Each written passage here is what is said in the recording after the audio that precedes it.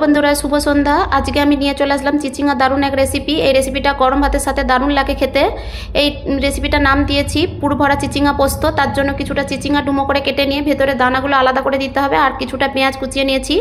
এখন পুরটা তৈরি করে নেব। তার জন্য কড়াইতে তেল দিয়ে তেলের মধ্যে কিছুটা পেঁয়াজ কুচি, আদা রসুন বাটা, হলুদ গুঁড়ো, লঙ্কার গুঁড়ো, জিরে ধনের গুঁড়ো, আর দিয়েছি কিছুটা গোলমরিচ গুঁড়ো, আর কিছুটা নারকেল কোড়া দিয়ে ভালো করে মশলাটা ভাজা করে নেব।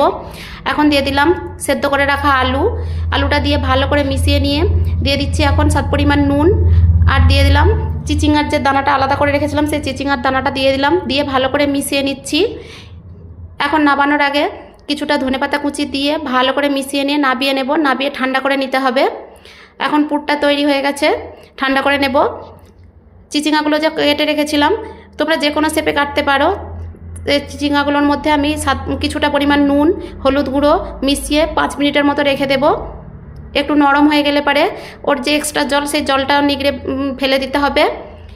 এখন ওর মধ্যে যে আলুর পুর তৈরি করে রেখেছিলাম সেই আলুর পুরগুলো ভালো করে ওই চিচিঙ্গার মধ্যে ভরে দেব। ঠিক যেভাবে আমি তৈরি করছি এইভাবে তৈরি করে নিতে হবে। একটু চেপে চেপে পুরটা দিতে হবে যাতে ভেতরে কোনো ফাঁকা না রয়ে যায়। এইভাবে সবগুলোর মধ্যে আমি পুর ভরে নিয়েছি। এখন কড়াইতে তেল গরম করে নিয়ে তেলের মধ্যে এই চিচিঙ্গাগুলো একদম লো আঁচে চাপা দিয়ে উল্টে পাল্টে ভাজা করে নেব। গ্যাসের ফ্লেমটা কোনো মতেই বাড়ানো যাবে না, একদম কম করে রেখে এইভাবে উল্টে পাল্টে ভাজা করে নিতে হবে। এইভাবে সবগুলো আমার ভাজা হয়ে গেছে, এখন উঠিয়ে নিচ্ছি।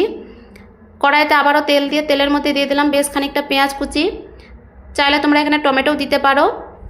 দিয়ে দিলাম কিছুটা স্বাদ পরিমাণ নুন, হলুদ গুঁড়ো, লঙ্কার গুঁড়ো দিয়ে এখানে আমি পোস্ত আর সর্ষে বেটে রেখেছিলাম সেই মশলাটা দিয়ে ভালো করে কষিয়ে নিচ্ছি। কিছুক্ষণ কষানোর পরে এখন দিয়ে দিচ্ছি সামান্য পরিমাণ জল।